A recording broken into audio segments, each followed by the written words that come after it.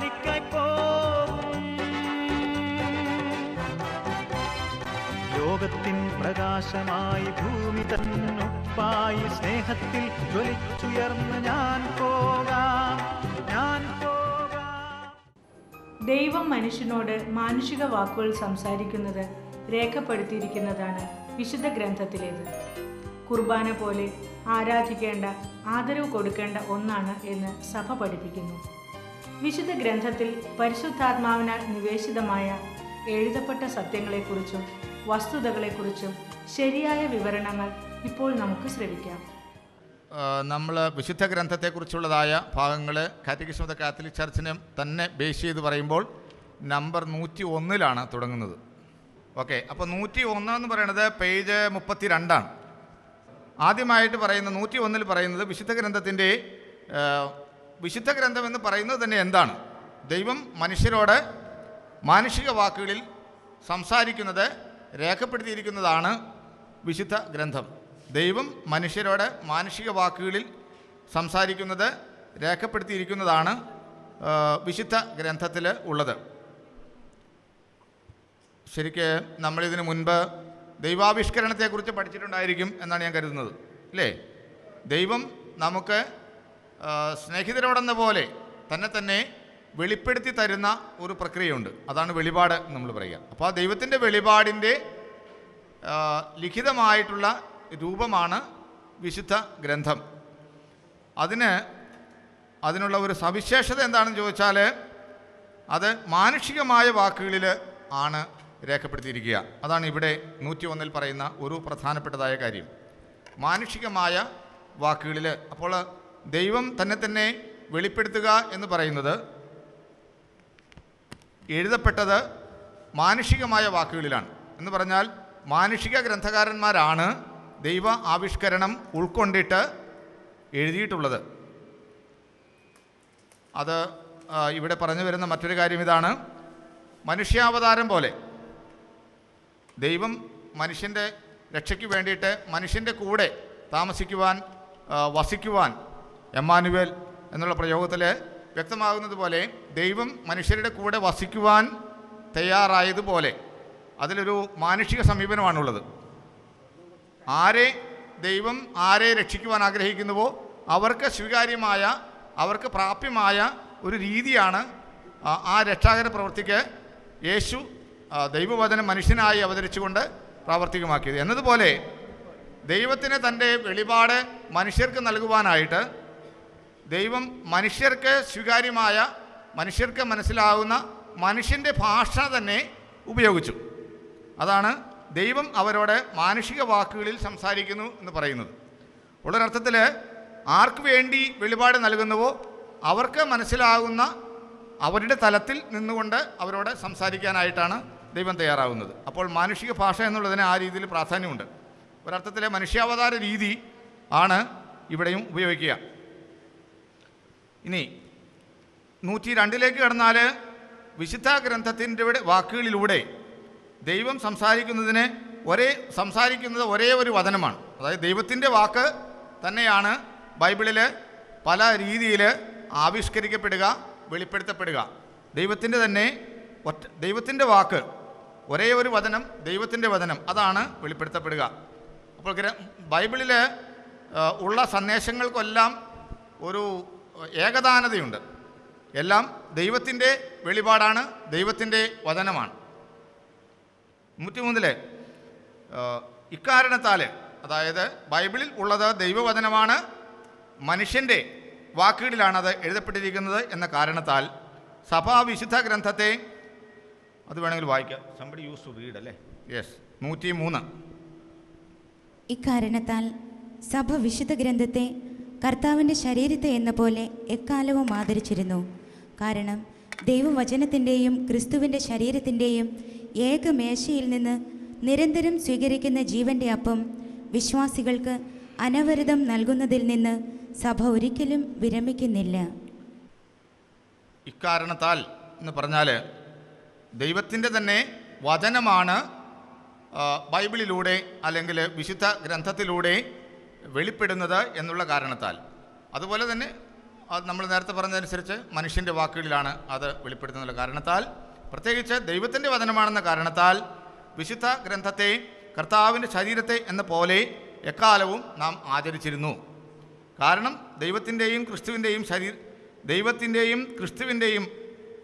ശരീരത്തിൻ്റെയും ഏകമേശയിൽ നിന്ന്, ദൈവവചനത്തിൻ്റെയും ക്രിസ്തുവിൻ്റെയും ശരീരത്തിൻ്റെ ഏകമേശയിൽ നിന്ന് നിരന്തരം സ്വീകരിക്കുന്ന ജീവൻ്റെ അപ്പം. അപ്പോൾ നമ്മൾ അൾത്താരയിൽ നിന്ന് ദൈവവചനം കേൾക്കുന്നു, യേശുവിൻ്റെ ശരീരം സ്വീകരിക്കുന്നു. ഇത് രണ്ടും ആത്മീയ പോഷണത്തിന് കാരണമായിട്ട് തീരുന്നു. അതാണ് ഇവിടെ പറഞ്ഞിരിക്കുക. ജീവൻ്റെ അപ്പമാണ് ഒരർത്ഥത്തിൽ പറഞ്ഞ രണ്ടും. ബൈബിളിലുള്ളതും ഒരുതരം അപ്പമാണ്, കുർബാനയിൽ നമ്മൾ സ്വീകരിക്കുന്നതും അപ്പമാണ്. രണ്ടും നമ്മുടെ വിശ്വാസികളുടെ വിശ്വാസ ജീവിത പോഷണത്തിന് സഹായകരമായിട്ട് തീരുന്ന ഘടകങ്ങളാണ്. ഇവിടെ പറയാൻ ഉദ്ദേശിക്കുന്ന കാര്യം, യേശുവിൻ്റെ ശരീരത്തെ പോലെ തന്നെ ദൈവവചനത്തെയും നമ്മൾ ബഹുമാനിക്കണം, ആദരിക്കണം. അങ്ങനെ ആദരിക്കുന്ന പതിവാണ് സഭയിൽ എപ്പോഴും ഉണ്ടായിരുന്നത്. അതുകൊണ്ടാണ് ബൈബിൾ വളരെ പൂജ്യമായിട്ട് നമ്മൾ പള്ളിയിൽ, ദേവാലയത്തിലൊക്കെ സൂക്ഷിക്കുക. പൂജ്യമായിട്ട് മാത്രം സൂക്ഷിച്ച് തുറന്നു നോക്കാതിരിക്കുന്നതിന് വേണ്ടിയല്ല, മറിച്ച് അതിന് വളരെ വലിയ സ്ഥാനമുണ്ട്. ദൈവത്തിൻ്റെ തന്നെ വചനമാണ് എന്നുള്ള കാര്യം നമ്മൾ മറന്നു പോകരുത്. ഇപ്പോൾ നമ്മുടെയൊക്കെ കയ്യിൽ ബൈബിളുണ്ട്. ബൈബിള് നമ്മൾ മാനുഷികമായിട്ട് നമുക്ക് കൊടുക്കാവുന്ന ബഹുമാനത്തിനൊക്കെ ഒരു പരിമിതിയുണ്ട്. എങ്കിലും അത് ദൈവത്തിൻ്റെ വചനമാണ്. പക്ഷേ മറ്റൊരു തരത്തിലും കൂടി ചിന്തിക്കാം. അതായത് അതിലെ കടലാസോ അല്ലെങ്കിൽ അതിലെ പ്രിൻ്റ് ചെയ്തിരിക്കുന്ന വാക്കുകളോ അല്ല ദൈവവചനം എന്ന് പറയുന്നു, അല്ലേ? ആ മാധ്യമത്തിലൂടെ ദൈവം നമ്മോട് സംസാരിക്കുന്നു. അപ്പോൾ ദൈവം സംസാരിക്കുന്നു എന്നുള്ളത് തന്നെയാണ്, ദൈവത്തിൻ്റെ സംസാരം തന്നെയാണ് പ്രധാനപ്പെട്ട കാര്യം. അതുകൊണ്ട് ഈ പുസ്തകത്തിന് കൊടുക്കുന്ന ബഹുമാനത്തിൽ അല്പം കുറവ് വന്നു പോയാലും കുഴപ്പമൊന്നുമില്ല. പക്ഷേ അതിൽ ദൈവവചനം ഉണ്ട് എന്നുള്ള കാരണത്താൽ നമ്മളതിന് ബഹുമാനം കൊടുക്കുക, ആദരിക്കുക, ആരാധിക്കുക എന്നുള്ളത് തന്നെ ചെയ്യാവുന്നതാണ് ബൈബിളിനെ. പക്ഷേ ബൈബിളിനെ ആരാധിക്കുമ്പോൾ ആ കുറേ പേജുള്ള കടലാസുള്ള പുസ്തകത്തെയല്ല ആരാധിക്കുന്നത്, അതിനകത്തുള്ളതായ വചനമാണ്. വചനം ഉണ്ട് എന്ന കാരണത്താൽ സഭ ഈ വിശുദ്ധ ഗ്രന്ഥത്തെയും വിശുദ്ധ കുർബാന പോലെ തന്നെ ബഹുമാനിക്കുന്നു, ആദരിക്കുന്നു എന്നുള്ള കാര്യമാണ് ഇവിടെ പറഞ്ഞിരിക്കുക. ഒരർത്ഥത്തിൽ ബൈബിളിൽ വചനമുണ്ട് എന്നുള്ള കാര്യം നമ്മളെയും മറ്റുള്ളവരെയും ബോധ്യപ്പെടുത്തുവാനായിട്ട് ഏറെ സഹായിക്കുന്ന ഒരു പാരമ്പര്യമാണത്. നമ്പർ 104. വിശുദ്ധ ഗ്രന്ഥത്തിൽ സഭ നിരന്തരം തൻ്റെ പോഷണവും ശക്തിയും കണ്ടെത്തുന്നു. കാരണം വിശുദ്ധ ഗ്രന്ഥത്തെ വെറും മാനുഷിക വചനമായിട്ടല്ല സഭ സ്വീകരിക്കുന്നത്. പ്രത്യുത അത് യഥാർത്ഥത്തിലായിരിക്കുന്നത് പോലെ ദൈവവചനമായിട്ടാണ്. വിശുദ്ധ ഗ്രന്ഥങ്ങളിലൂടെ സ്വർഗസ്ഥനായ പിതാവ് തൻ്റെ മക്കളെ സന്ദർശിക്കാനും അവരോട് സംസാരിക്കാനും വരുന്നു. ഈ കാര്യം വളരെ മനോഹരമായിട്ട് ദൈവാവിഷ്കരണം നമ്പർ 21 പറഞ്ഞിട്ടുണ്ട്. അതിൻ്റെ വെളിച്ചത്തിലാണ് ഈ 104 നമ്പർ ഇവിടെ പ്രതിപാദിച്ചിരിക്കുക. വിശുദ്ധ ഗ്രന്ഥത്തിൽ സഭ നിരന്തരം തന്നെ പോഷണവും ശക്തിയും കണ്ടെത്തുന്നു എന്നുള്ള നേരത്തെ പറഞ്ഞ കാര്യം തന്നെയാണ്. കാരണം വിശുദ്ധ ഗ്രന്ഥത്തെ വെറും മാനുഷിക വചനമായിട്ടല്ല, നമ്മൾ നേരത്തെ പറഞ്ഞു, വചനമാണ്, ദൈവത്തിൻ്റെ വചനമാണ്. ആ നിലയിലാണ് നമ്മൾ സഭ വിശുദ്ധ ഗ്രന്ഥത്തെ സ്വീകരിക്കുന്നത്. അതുകൊണ്ട് തന്നെ അതിൻ്റെ പ്രിൻ്റഡ് രീതി, ഏത് രീതിയിലാണ് പ്രിൻ്റ് ചെയ്തിരിക്കുന്നത്, ഏത് രീതിയിലാണ് ബൈൻഡ് ചെയ്തിരിക്കുന്നത് എന്നുള്ള കാര്യങ്ങൾക്കൊന്നും വലിയ പ്രാധാന്യമില്ല. അതുപോലെ തന്നെ അത് നമ്മൾ വളരെ ആദരപൂർവ്വം മുകളിൽ ആൾത്താരയുടെ മുകളിൽ വെച്ചാലും നമ്മുടെ കയ്യിൽ വെച്ചാലും വലിയ കുഴപ്പമൊന്നുമില്ല.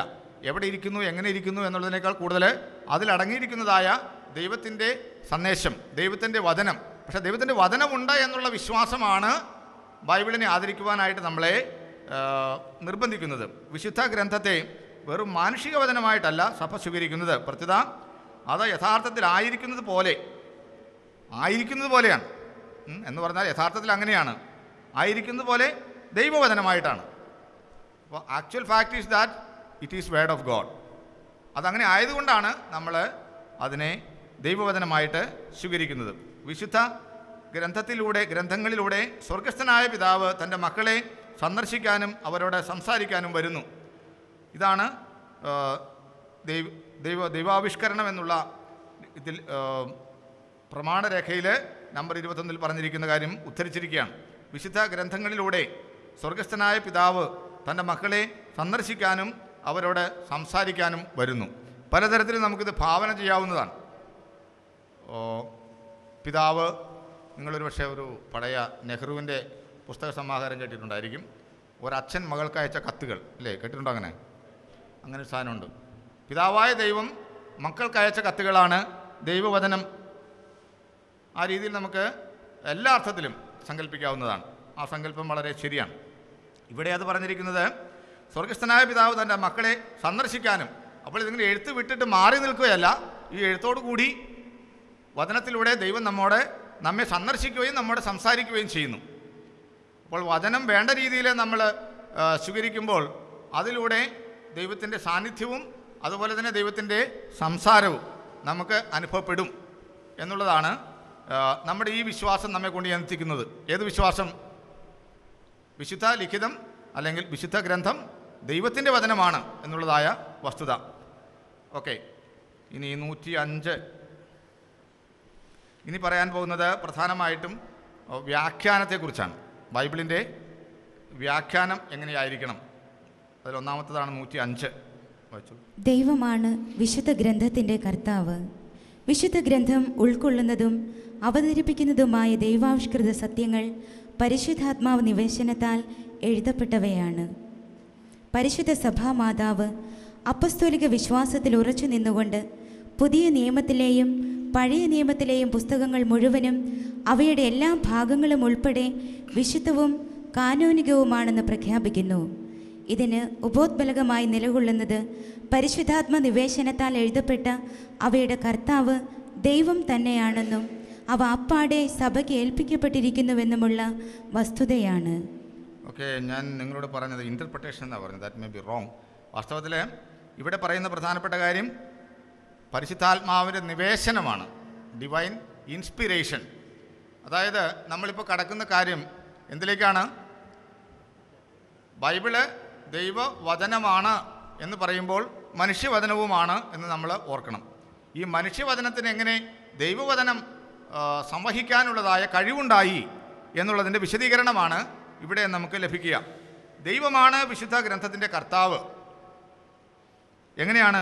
വിശുദ്ധ ഗ്രന്ഥം ഉൾക്കൊള്ളുന്നതും അവതരിപ്പിക്കുന്നതുമായ ദൈവാവിഷ്കൃത സത്യങ്ങൾ പരിശുദ്ധാത്മ നിവേശനത്താൽ എഴുതപ്പെട്ടവയാണ്. സോ ഇവിടെ ഒരു വലിയ വിശ്വാസ സത്യം നമ്മുടെ മുൻപിൽ ഈ രേഖ അവതരിപ്പിക്കുകയാണ്. എന്താണ്? പരിശുദ്ധാത്മാവിൻ്റെ നിവേശനമുണ്ട് വിശുദ്ധ ഗ്രന്ഥത്തിന്. എന്താണ് ഈ പരിശുദ്ധാത്മ നിവേശനം എന്ന് പറയുന്നത്? It is the inspiration, divine inspiration അല്ലെങ്കിൽ ബിബ്ലിക്കൽ ഇൻസ്പിരേഷൻ എന്ന് പറഞ്ഞാൽ എന്താണ്? നിങ്ങൾ ആരെങ്കിലും അറിയാവുന്നവരുണ്ടെങ്കിൽ എഴുന്നേറ്റ് പറയാം. What is inspiration? എല്ലാവർക്കും അറിയാവുന്ന കാര്യമാണ് അല്ലേ? Somebody can say. എന്താണ് ബൈബിളിൻ്റെ ദൈവനിവേശനം എന്ന് പറയുന്നത്?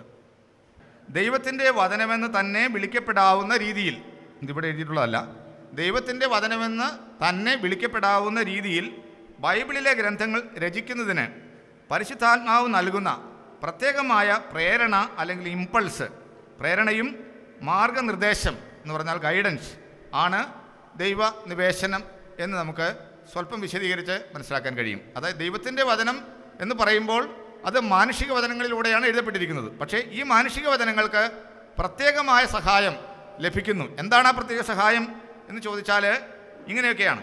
ദൈവത്തിൻ്റെ വചനമെന്ന് തന്നെ വിളിക്കപ്പെടാവുന്ന രീതിയിൽ ബൈബിളിലെ ഗ്രന്ഥങ്ങൾ രചിക്കുന്നതിന് പരിശുദ്ധാത്മാവ് നൽകുന്ന, അപ്പോൾ ആ കഴിവ് തരുന്നത് പരിശുദ്ധാത്മാവാണ്. എന്താണ് ആ കഴിവ്?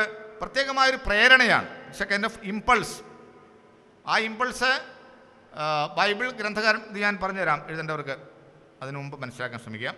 പ്രത്യേകമായ പ്രേരണയും മാർഗനിർദ്ദേശവും. അപ്പോൾ first of all they get പ്രേരണ അല്ലെങ്കിൽ ഇമ്പൾസ് കിട്ടുന്നു, പിന്നെ ഗൈഡൻസ് കിട്ടുന്നു അല്ലെങ്കിൽ മാർഗനിർദ്ദേശം. ഇതിനെയാണ് നമ്മൾ ദൈവനിവേശനമെന്ന് മനസ്സിലാക്കുക. This N explanation. താല്പര്യമുള്ളവർക്ക് എഴുതിയെടുക്കാൻ ഞാൻ പറയാം. അപ്പോൾ what is biblical inspiration, what is the inspiration, divine inspiration in Bible എന്നുള്ളതാണ്. ബൈബിളിലെ ദൈവനിവേശനം എന്ന് പറഞ്ഞാൽ എന്താണ് എന്നുള്ള ചോദ്യത്തിന് മറുപടിയാണ് നമ്മൾ എഴുതുക. ആ മറുപടി അതേപടി ഇവിടെ കാണുകയില്ല, എങ്കിലും ആ ആശയം ഇവിടെ കാണാൻ സാധിക്കും. ദൈവത്തിൻ്റെ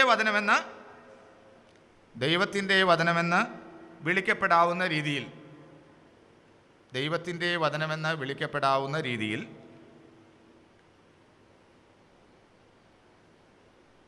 ബൈബിളിലെ ഗ്രന്ഥങ്ങൾ, ബൈബിളിൽ പല ഗ്രന്ഥങ്ങളുണ്ട്, ബൈബിളിലെ ഗ്രന്ഥങ്ങൾ രചിക്കുന്നതിന്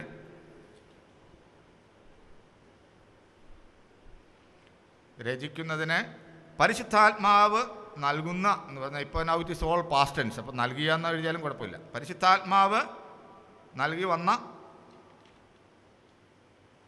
വന്ന പ്രത്യേകമായ പ്രേരണ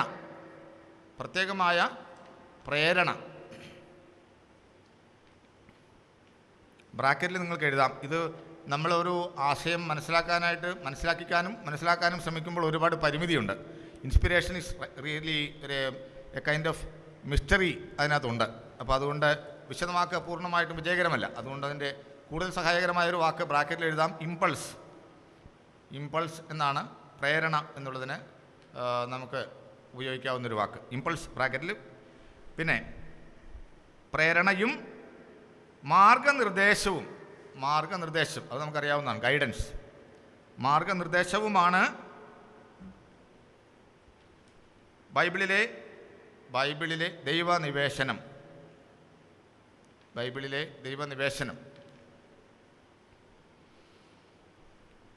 ഇത് വിശദീകരിക്കാൻ ഈ നമ്മൾ പറഞ്ഞ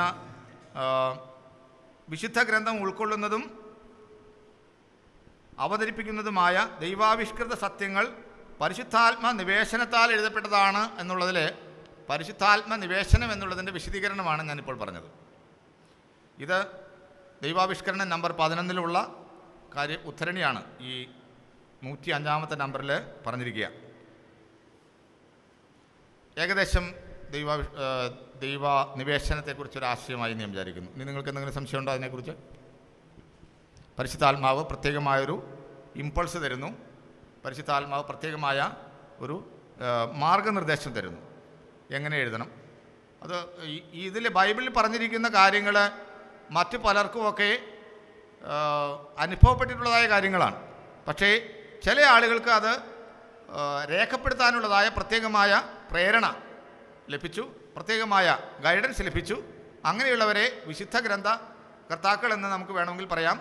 അപ്പോൾ അവർക്ക് കിട്ടിയതായ പ്രത്യേക പ്രേരണ അനുസരിച്ചാണ് നമ്മൾ ഇന്ന് നമ്മുടെ കയ്യിലിരിക്കുന്നതായ ബൈബിള് എഴുതപ്പെടുന്നത്. അതിനെയാണ് അത് പരിശുദ്ധാത്മാവിൻ്റെതാണ്. അതുകൊണ്ട് നമ്മളതിനെ ഇൻസ്പിരേഷൻ എന്ന് പറയുന്നു. ദൈവത്തിൻ്റെ വചനമെന്നതിന് വിളിക്കപ്പെടാവുന്ന രീതിയിൽ ബൈബിളിലെ ഗ്രന്ഥങ്ങൾ രചിക്കുന്നതിന് പരിശുദ്ധാത്മാവ് നൽകുന്ന, ആർക്ക് നൽകുന്ന? വ്യക്തിക്കാകാം, ഒരു ഗ്രൂപ്പിനുമാകാം. ചില ഗ്രന്ഥങ്ങൾ ഒരു സമൂഹത്തിൻ്റെ രചനയാണ്, അല്ലെങ്കിൽ സമൂഹത്തിൻ്റെ ശ്രമഫലമായിട്ടുള്ള രചനയാണ്. വേറെ ചിലത് വ്യക്തി തന്നെ രചിച്ചതാകാം. അത് ഓരോ ബൈബിൾ ഗ്രന്ഥങ്ങളും നമ്മൾ അതിൻ്റെ ടെക്സ്റ്റിൻ്റെ ഹിസ്റ്ററി പഠിക്കണം. അപ്പോഴാണ് അത് നിർണ്ണയിക്കാനായിട്ട് കഴിയുക. ഓക്കെ, ഞാനിത് വ്യക്തിയെന്നോ സമൂഹമെന്നോ ഇതിനകത്ത് പറഞ്ഞിട്ടില്ല. സോ പറയാൻ സാധിക്കാത്തത് കൊണ്ടാണ്. എന്ന് പറഞ്ഞാൽ എക്സ്ക്ലൂസീവായിട്ട് ഇൻഡിവിജ്വൽ ആണെന്നോ എക്സ്ക്ലൂസീവായിട്ട് ഗ്രൂപ്പാണെന്നോ പറയാൻ പ്രയാസമുള്ളത് കൊണ്ടാണ്. പരിശുദ്ധാത്മാവ് പരിശുദ്ധ സഭാമാതാവ് അപ്പസ്തോലിക വിശ്വാസത്തിൽ ഉറച്ചു നിന്നുകൊണ്ട് പുതിയ നിയമത്തിലെയും പഴയ നിയമത്തിലെയും പുസ്തകങ്ങൾ മുഴുവനും അവയുടെ എല്ലാ ഭാഗങ്ങളും ഉൾപ്പെടെ വിശുദ്ധവും കാനോനികവുമാണെന്ന് പ്രഖ്യാപിക്കുന്നു. ഇതിന് ഉപോത്ബലകമായി നിലകൊള്ളുന്നത് പരിശുദ്ധാത്മ നിവേശനത്താൽ എഴുതപ്പെട്ട അവയുടെ കർത്താവ് ദൈവം തന്നെയാണെന്നും അവ അപ്പാടെ സഭയ്ക്ക് ഏൽപ്പിക്കപ്പെട്ടിരിക്കുന്നുവെന്നുമുള്ള വസ്തുതയാണ്. അപ്പോൾ ബൈബിളിൻ്റെ നമ്മൾ നേരത്തെ പറഞ്ഞതിൻ്റെ ഇൻസ്പിരേഷൻ കൊണ്ട് തന്നെയാണ് ഈ വിശുദ്ധ ഗ്രന്ഥങ്ങളെന്ന് വിളിക്കുക. അല്ലെങ്കിൽ അത് വെറും ഗ്രന്ഥങ്ങളായേനെ. അങ്ങനെ വിളിക്കാനുള്ള കാരണം പഴയ നിയമത്തിലെയും പുതിയ നിയമത്തിലെയും പുസ്തകങ്ങൾ മുഴുവനും അവയുടെ എല്ലാ ഭാഗങ്ങളും ഉൾപ്പെടെ വിശുദ്ധവും കാനോനികവും എന്ന് നമ്മൾ പ്രഖ്യാപിക്കുന്നതിൻ്റെ കാരണം ഈ ഇൻസ്പിരേഷൻ ഉള്ളതുകൊണ്ടാണ്. അതിന് ബോധഫലകമായി നിലകൊള്ളുന്നത് പരിശുദ്ധാത്മ നിവേശനത്താൽ എഴുതപ്പെട്ട അവയുടെ കർത്താവ് ദൈവം തന്നെയാണെന്നാണ്. അപ്പോൾ പരിശുദ്ധാത്മാവിൻ്റെ നിവേശനത്താൽ മനുഷ്യൻ എഴുതുന്നു എന്ന് പറയുമ്പോൾ ഒരർത്ഥത്തിൽ അൾട്ടിമേറ്റ് ഗ്രന്ഥകർത്താവ് ദൈവം തന്നെയാണ് എന്ന് വരുന്നു. അതുകൊണ്ടാണ് അവയെ നമ്മൾ വിശുദ്ധമാണ്, നിശ്ചിതമായിട്ട് അംഗീകരിച്ച പുസ്തകമാണ് എന്നെല്ലാം പറയുന്നത്. അപ്പോൾ ഇവിടെ ഈ ബൈബിളിന് ഉള്ളതായ ഈ രണ്ട് സ്വഭാവം, ഒന്ന് ദൈവത്തിൻ്റെ വചനമാണ്. ദൈവത്തിൻ്റെ വചനമാണെന്ന് പറഞ്ഞിട്ട് ഇപ്പോൾ ഒരു പുതിയ ആശയം പറഞ്ഞു. എന്താണ്? ദൈവമാണ് ബൈബിളിൻ്റെ ഗ്രന്ഥകർത്താവ് എന്നും കൂടി പറഞ്ഞു. അപ്പോൾ മനുഷ്യൻ എവിടെ ഇരിക്കുന്നു? മനുഷ്യനും ഗ്രന്ഥകർത്താവാണ്. ആ മനുഷ്യ ഗ്രന്ഥകർത്താവിന് ഈ വിശിഷ്ടമായ ദൗത്യം നിർവഹിക്കുന്നതിന് വേണ്ടി പ്രത്യേകമായ അനുഗ്രഹം, പ്രത്യേകമായ ശക്തീകരണം ലഭിക്കുന്നു. അതിനെയാണ് നമ്മൾ ഇൻസ്പിരേഷൻ അല്ലെങ്കിൽ നിവേശനം, ദൈവനിവേശനം എന്ന് പറയുന്നത്. ഇവിടെ വേറൊരു കാര്യം കൂടി പറഞ്ഞിട്ടുണ്ട്. ദൈവം തന്നെയാണ് എന്നും അവ അപ്പാടെ സഭയ്ക്ക് ഏൽപ്പിക്കപ്പെട്ടിരിക്കുന്നുവെന്നുമുള്ള വസ്തുതയാണ്. അപ്പോൾ ഈ ബൈബിളിനെ ആരെയാണ് പരമേൽപ്പിച്ചിരിക്കുന്നത് ചോദിച്ചാൽ അത് സഭയെയാണ്. പുതിയ നിയമത്തെ തീർച്ചയായിട്ടും, പഴയ നിയമം നമ്മൾ സ്വീകരിച്ചതോടുകൂടി നമ്മളുടെ സഭ എന്ന് പറയുന്നത് ആരാ? ഇവിടെ സഭ എന്ന് പറയുന്നത് ആരാണ്? എന്താ? സഭാ സമൂഹം തന്നെയാണ്. സഭയിലുള്ളതായ ദൈവിക അധികാരം ഉള്ള ആളുകളുണ്ട്, അല്ലെങ്കിൽ പലരുമുണ്ട് അല്ലേ? വിശുദ്ധീകരിക്കുക, പഠിപ്പിക്കുക, നയിക്കുക എന്നുള്ളതായ ഉത്തരവാദിത്തമുള്ള ആളുകളുണ്ട്. പക്ഷെ അതെല്ലാം സഭയുടെ അംഗങ്ങളാണ്. അപ്പോൾ പൊതുവെ പറഞ്ഞാൽ സഭയിലാണ് അത് നിക്ഷിപ്തമായിരിക്കുന്നത്. എന്തിന്? സഭയാണ് ഇത് ഏൽപ്പിച്ചിരിക്കുന്നത്.